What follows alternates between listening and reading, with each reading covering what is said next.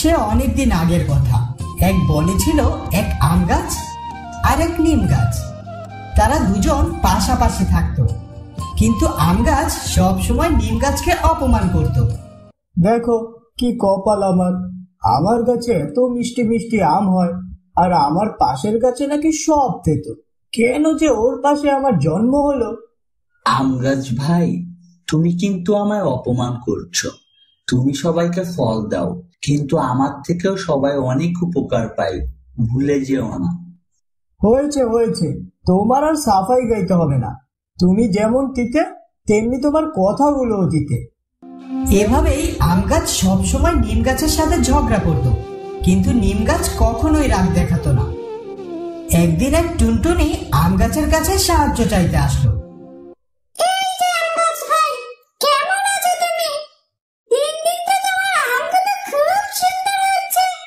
হ্যাঁ হ্যাঁ, আমি ভালো আছি।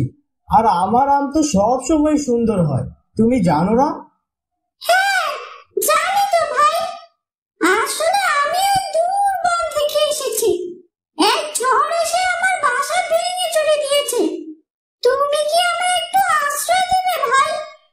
আচ্ছা, এখন বুঝলাম তোমার মতলব।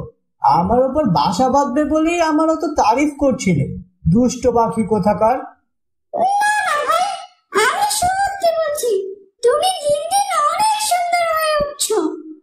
হ্যাঁ, তোমার মতো পাখিদের থাকতে দেই না বলেই আমি সুন্দর। তোমরা তো বাসা বেঁধে গাছকে একদম নোংরা বানিয়ে ফেলো। বিশ্বাস করো ভাই, আমি তোমায় একটু নোংরা করব না, বরং আরো পরিষ্কার করে রাখবো। তোমার আমগুলো পাহারা দিয়ে রাখবো। আমার অত কিছু লাগবে না, আমি তোমার বাসা বাঁধতে দিচ্ছি না। এই আমার শেষ কথা, চলে যাও এখান থেকে। অমন কঠিন হলো না আম গাছ ভাই, আমি একটু থাকার জায়গা দাও। আমি একবার যখন বলেছি দিব না, তাহলে আমি দিব না। তুমি কানের সামনে ঘ্যান ঘ্যান করো না তো, দূর হয়ে যাও। আচ্ছা ঠিক আছে ভাই, আমি চলে যাচ্ছি। টুনটুনি উড়ে উড়ে নিম গাছের সামনে দিয়ে যাচ্ছিল, আর অমনি নিম গাছ তাকে ডাক দিল। এই যে টুন, শুনছো? একটু এদিকে এসো। টুন ডাক শুনে নিম গাছের সামনে গিয়ে বলতে লাগলো, নিম গাছ ভাই, তুমি আমায় দেখেছো? কি বলবে বলো? হ্যাঁ টুন, আমি তোমার সব কথা শুনেছি। তোমার কথা শুনে আমার বড্ড মায়া হচ্ছে গো। তুমি চাইলে আমার গাছে বাসা বাঁধতে পারো। সত্যি ভাই, তুমি আমায় থাকার জায়গা দেবে? হ্যাঁ হ্যাঁ, তুমি আমার উপরে বাসা বেঁধে থাকতে পারো, আমার খুবই ভালো লাগবে। তোমায় অনেক ধন্যবাদ ভাই, আমি এখন থেকে তোমার উপরে বাসা করে থাকবো। টুন আম গাছকে ডেকে বলতে লাগলো, এই যে আম গাছ ভাই, দেখো তুমি আমায় থাকার জায়গা দাওনি, কিন্তু নিম গাছ ভাই আমাকে ঠিকই জায়গা দিয়েছে। হ্যাঁ, তুমি ওখানেই থাকো, আমার ধারে কাছেও আসবে না কখনো। তারপর বেশ কিছুদিন কেটে গেল। টুন আরাম করে নিম গাছের উপর বাসা বেঁধে থাকতে লাগলো। একদিন হঠাৎ করে এক বাঘ আসলো আম গাছের কাছে। বাহ, আম গাছ ভাই, তোমার আমগুলো তো দেখছি বেশ সুন্দর হয়েছে। হ্যাঁ, আর অনেক মিষ্টিও হয়েছে, ঠিক আমার মতো। বলছি কি ভাই, আমি গত কয়েকদিন ধরে কোনো শিকার খুঁজে পাচ্ছি না। না খেয়ে খেয়ে শরীরটা খুব দুর্বল হয়ে পড়েছে। তুমি কি আমায় দুটো আম খেতে দিবে? ও কি কথা, তুমি না খেয়ে আছো তাতে আমার কি? আমি তোমায় আম দিতে যাব কেন? আমার এত সুন্দর আমগুলো আমি তোমায় দিয়ে দেব, তা তুমি ভাবলে কি করে? তা না ভাই, এমনিতেও তো তোমার আমগুলো কয়েকদিন বাদে পচে নষ্ট হবে। তার থেকে ভালো তুমি আমায় দাও, আমি খেয়ে তোমার জন্য দোয়া করব। তোমার কিচ্ছু আমার লাগবে না বাবু, আমার আম নষ্ট হোক বা যাই হোক সেটা আমার ব্যাপার। আমি তোমায় কোনো আম দিতে পারবো না। ঠিক আছে ভাই, তুমি যখন দিতে চাইছো না, তাহলে আর আমি কি করব? আমি এখন চলি ভাই। হ্যাঁ হ্যাঁ, বিদায় হও এখান থেকে। যত সব, কোথা থেকে যে আসে এরা, সবাই শুধু আমাকেই পায়। বাঘ মনে কষ্ট নিয়ে চলে গেল। টুন আর নিম গাছ এই দৃশ্য দেখে বলতে লাগলো, দেখলে নিম গাছ ভাই, ওই আম গাছ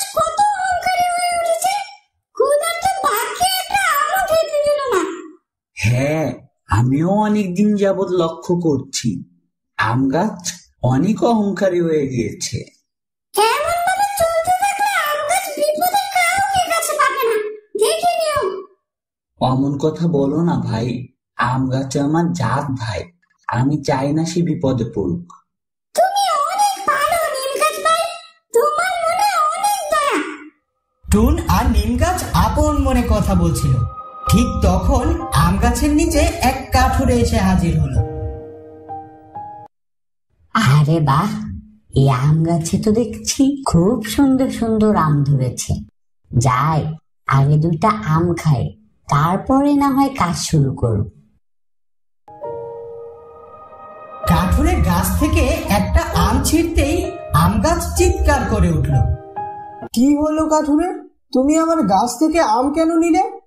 তোমার গাছে আম হয়েছেই তো খাওয়ার জন্য, আমি তো খাবো বলেই আমগুলো নিলাম। তাই বলে আমার অনুমতি না নিয়ে তুমি আমার গাছ থেকে আম নিয়ে যাবে? আমার আম আমার ফেরত দাও বলছি। উফ, এই আম গাছটা তো বড্ড কথা বলে দেখছি। ভেবেছিলাম অন্য গাছ কাটবো, না, এখন দেখছি এই আম গাছটাকেই কাটতে হবে।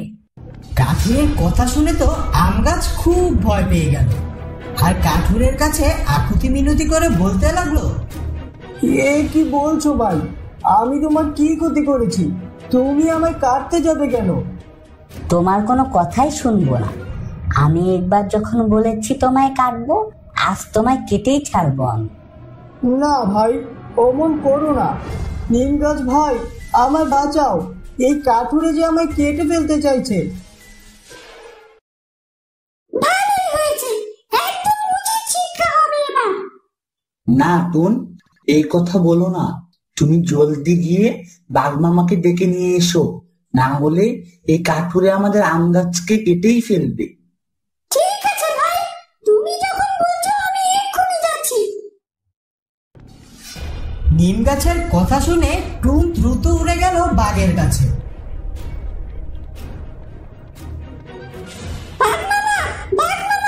জলদি চলো, সর্বনাশ হয়েছে, এক কাঠুরে বনে ঢুকে আম গাছ ভাইকে কেটে ফেলতে চাইছে।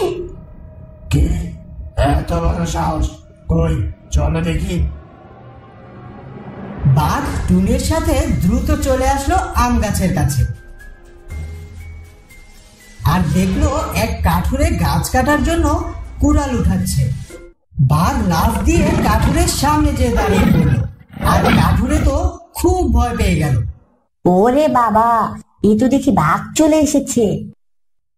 বাঘের ভয়ে কাঠুরে জলদি সেখান থেকে দৌড়ে পালালো, আর আম গাছ বাঘের কাছে মাফ চাইতে লাগলো।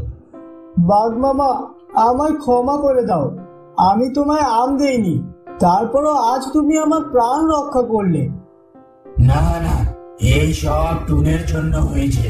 টুন যদি আমায় না জানাতো, তাহলে আমি তো তোমার প্রাণ রক্ষা করতে পারতাম না।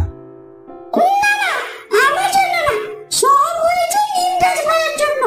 সে যদি আমায় না বলতো, তাহলে আমি যেতাম না, আর কাঠুরের থেকে তুমি বাঁচতেও পারতে না।